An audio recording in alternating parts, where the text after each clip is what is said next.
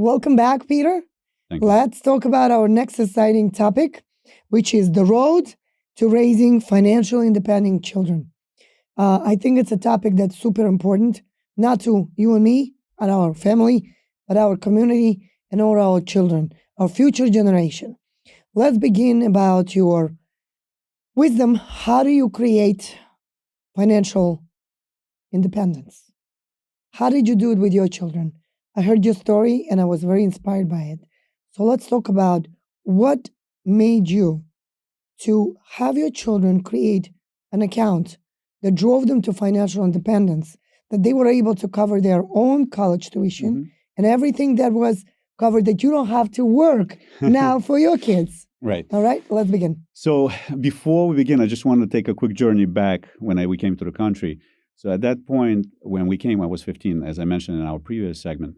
And being on the public assistance, when my parents were on public assistance for many years, I gave myself a word that whenever I grow up and I have kids, I will never have them go through what I went. And I never forget when I was standing in line in the supermarket. At that time, they used to have a paper food stamps. And in front of me, there was a lady. She was in her late 40s, struggling to find change in her. And in the meantime, I'm standing there with the free money. You know, that was embarrassing. I was all red. But you know what? We can't look backwards. Let's look ahead. Don't look in the rear view mirror, no matter what happens. Look straight ahead. So what happens is, before we talk about how I did it with my kids, I just want to mention a couple of things. You see, our generation is going backwards, in my opinion. And the reason why I say that is because when we came to the country, every store you saw our kids at that time, 15, 16-year-old, working in supermarkets, working in the regular stores, selling things. Now I'm seeing less and less of kids, especially from our communities, doing those jobs. And I actually blame our parents for this because, well, us as a parent, a lot of parents are failing because they're creating kids that may be financially well now because of what the parents were able to achieve, but are they going to be financially prepared and able to keep everything that's going to be passed on to them if you don't educate them? Because as the saying goes, if you give fisherman a fish, you'll feed the man or woman. But if you teach them how to fish, okay, you will never have to feed them again. They will learn how to feed themselves. Absolutely. So with that said, when I sit down with people that come to me for financial advice all the time, and I actually had one time a person, and a lot starts with the mindset of a person, right? So this person was negative, living on the credit cards, pretty much about $200 a month, negative, okay? And when I was looking at her expenses, I saw that she has 2 phones, and she was a single mom. And I noticed that she's financing the phones. And I said, who is the second phone for? And she goes, that's for my child. I said, how old is the child? She goes, 6 years of age. Wow. Now, that 6-year-old girl had a brand new Apple iPhone that her mom was financing. And I asked her, I said, can I ask you a question? And usually I'm very contained. I can hold myself. In this case, I was about to explode, but I had to hold myself, I said, why would you have a 6-year-old running around with an Apple iPhone, brand new, that you're paying $45, whatever she was paying, over $40 for it? And she goes, well, that's how I keep in touch. I said, oh, really? Let's go to eBay. So I found her no brand name phone on eBay for like $79. I said, what's wrong with getting that phone without being financed? Put an Apple sticker on it. Pretend it's Apple phone. Give it to her. Well, that's what you have to do. All right? And she looked at me like I have three heads, It's like, but you see, it's the mindset. Yeah. See, right now, I see a lot of kids in our community, especially, driving expensive cars, wearing expensive clothing, having everything they want, but they do not pay for it. Right. Okay, it's delivered to them by their parents It's given to on them. a silver platter. Right. Here, It's given to them. my son, my daughter, just, no need to worry. So it's great that the families can afford to give that to the kids, but what's going to happen to the kids later on? Are they able to actually financially be successful and manage what was given to them versus working hard for it? And I never forget my daughter, when she was about 13, she came to me and she said, oh, Daddy, I want an iPhone. I said, you want an iPhone? She never had any phone. I said, wow, that's interesting. Right off the bat, you want an iPhone. What's wrong with the flip phone? And she said, no. And I said, I know exactly what the problem is. The problem is the peer pressure. Yeah. And we are surrounded by peer pressure all the time. Yes. It's, and unfortunately, a lot of time it starts from us acting around our kids and doing the wrong moves, because we cannot separate the difference between I want and I need, which we will cover in our next segment. But When she approached me, I said, listen, I know exactly why you want the iPhone. And she said, why? I said, because everyone in your school or in your class probably has one, and you don't want to be looked at, oh my God, this girl doesn't even have a phone. And she looked at me, she said, yes, Daddy. I said, I'll tell you what, you're going to go to work. At the age of 14, you can get a blue papers from work, and then you're going to be able to afford your phone. And she said, okay. At the age of 14, she went to work. Now, when she got her first couple of checks, she came to me and she said, Daddy, I got money for iPhone. I said, you're not going to get iPhone. She was very upset. I said, let me tell you why. iPhone costs $1,000. How long did you work with that paycheck that you had? And she said, oh, I worked 2 weeks. I said, exactly. Do you really want to spend the 2 weeks that you worked so hard for on a phone that's only going to last you maybe a year, maybe two, and then you got to replace it? I said, I'll tell you what, I'm going to buy you a phone that I think you will be very happy with. And then if you like it, you're going to hold it for a couple of months. You're going to pay me for that phone. If you don't like it, I needed to upgrade my phone. I'll take it away from you. So I went online, and it was Thanksgiving at that time, and I got on Black Friday, I got a Google Pixel for her. Now, 2 months passed. She comes in, she gives me a hug, and she goes, Daddy, thank you so much. I'm like, what is for? I already forgot. And she goes, oh, everyone in my class wants the same phone because of the pictures that it's taking. I'm like, that's great. Where's the money?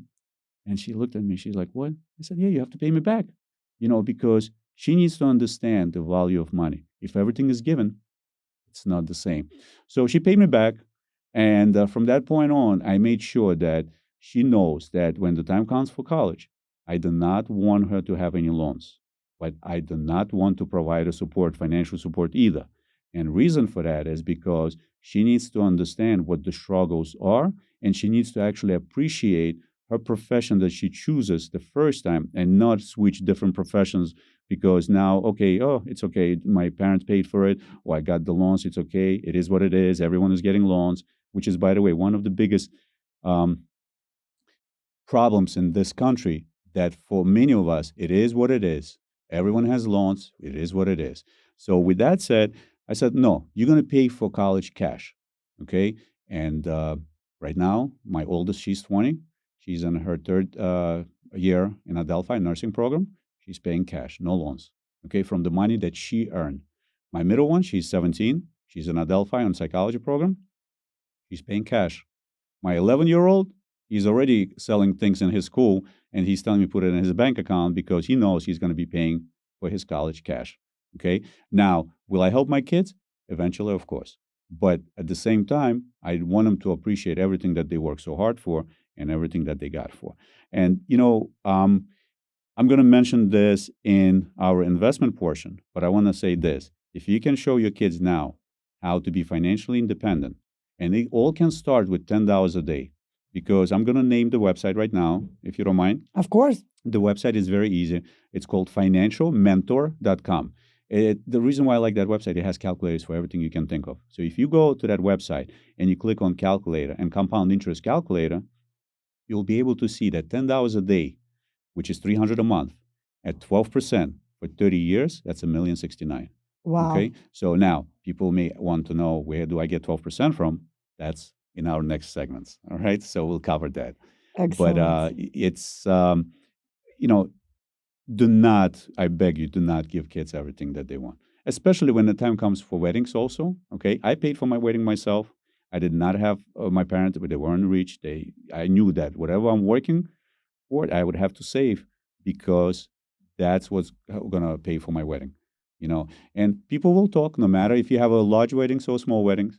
Okay, there is always going to be someone who's going to be criticizing you. There is always someone who's going to say that was phenomenal wedding, even if there was not 20 salads on the table. And you know what? Those people that criticize you, that's how you will know who to separate yourself from. Absolutely, absolutely. Well, talking about weddings, during COVID, my son was supposed to get married, and we had no choice because everything was shut down. And I called my cousin Roman, who you know very well, and I said, Roman, what do I do? I have no choice. What do I do? And he said to me, Olga, don't worry about it. Just have a wedding in your backyard. And he supported me. I don't know if he did his part in any way, but we did have police come out, many more, gave him, a couple of barbecues and a couple of shots and say, hi, come and join us. But, we were able to have a beautiful wedding in our backyard. It was actually the most viewed wedding in YouTube during the time. It was one of the first weddings in the backyard But during you know what? COVID. That shows that no matter what Right. situation is, you can have a normal wedding. You don't need to Absolutely. have 300 people, Yeah. 400, Oh, 500 we had the people. best wedding. It was outside. It was, so much wonderful food. And we had a band outside and decorations. And it was, like under a beautiful sky. And people just had a blast. It was amazing. And you will have more memories from that day Yes. than from our Absolutely. recent current weddings where you Yes. spent thousands of dollars for 3 hours that It's will be forgotten. And I it's always tell so people, unnecessary. it's not the day of the wedding, it's the life afterwards that you Absolutely. live. It's so unnecessary. And, speaking of finances and speaking of children, I think that the most important part is for us, including myself, I'm going through the process when I'm trying to learn how to become better. How do we teach our children to become more financially independent? How do we teach them to invest? And it all starts with us as parents, right? So we need to be a good example for our children. Mhm. So we could show them, how do we make money? How do we invest it properly? How do we allocate the funds where it's, do I need this or do I want this? Exactly. Because in many cases, we don't even need this anymore. And you and I know, being in the real estate world, I do a lot of property cleanouts for my clients where we're going through the process of, getting things organized because family passes and it's my journey to clean it up and put it on the market. And it just breaks my heart, Peter, to see the dumpsters outside and we just throw everything out. Some of it we could donate, Mhm. but some of it just goes all in the garbage. Yep. And it's just amazing how our children need to understand the value of money. And it's our job and now it's our responsibility as parents to begin first with us Mhm. and then teach our children how to do it. And you are a true inspiration when it comes to that. Because if you did it with your children and your kids are now paying for their own school, now you will have to come out and teach our community and our generation, how did you do it? How did you master that skill? And now you could teach everyone and showcase how we can really do this for people in our community. So our children could become financially independent and not just given things. And at many cases, like you said, they got a fancy car, they got a fancy home, they got a fancy outfits. But you know what? In today's world, and you and I know, it's not even safe. Absolutely. I mean, look at what's happening outside. Our kids at gun stop, right? They just demand for cash, demand for keys, demand for watches. It's dangerous. So I think its universe is showing us the way to reevaluate the importance of material things, Mhm. reevaluate the importance of showing off. Yes, you were able to work hard, you were able to achieve this. Great. I was one of them too. I'm not an example. I was also one of them that got broken into. I don't know if they've been watching me. I don't know. But in the end of the day, my children now know. Does mommy want any more jewelry? The answer is no. Where do I want to invest? Things like this. That you and I right now sitting in the studio and you and I investing our precious time and really thinking and brainstorming, how can we build a better future for our children and our families? Absolutely. That's my investments right now. I stopped investing into jewelry, stopped investing into all kinds of fancy things because to me, it's all means nothing. We have to invest into time to Correct. spend with the kids. And usually I ask this question, for people that tell me, oh, I got to work, some people have two jobs, and I usually ask them a question, do you have kids? And when the person says yes, I said, do you work for money or do you work for kids? And Kids. people usually say kids. I said, well, you just said you work for kids, but you have two jobs. So at which point I need money to Pay help for my kids. kids. And I said, let me ask you a question. If you're working, who is raising your kids? Okay, if you're working so hard, are you there for the kids? You're working for money. You're not working for your kids because if you did work for your kids, then you know what? You would be at home with your child, making a difference on raising that child instead of being raised by friends from the street, by video games, by TV shows that are crappy. Okay, so that's what we're seeing right now in our society. And why do we have such a drug issue in our communities, You just right? read my mind. Because you have parents that give everything to the kids that don't need to be involved with work, and they can spend that money, and now they have so much free time on being around wrong friends. Because if the person is working, they're not on the street. All right. So they being around the wrong crowd. And a lot of the times, once they start going out with that crowd, it's very hard to separate them from that crowd because now you're losing control of your child because they already felt what it is like to go to the clubs. They already know what it is to hang out with the people, and they start liking that environment. Right. So it's going to be very hard to pull that person back.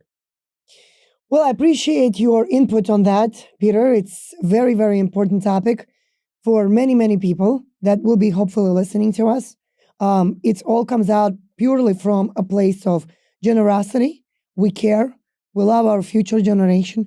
We want to raise good children. We want to raise good community. And so we could enjoy our future. Thank you very much for joining me for this episode. I appreciate it. We'll be sharing so much more amazing, wonderful Investments 101 and a bunch of other important topics. Please keep following. Please keep subscribing. Thank you very much for watching. Thank you Stay for having tuned. me.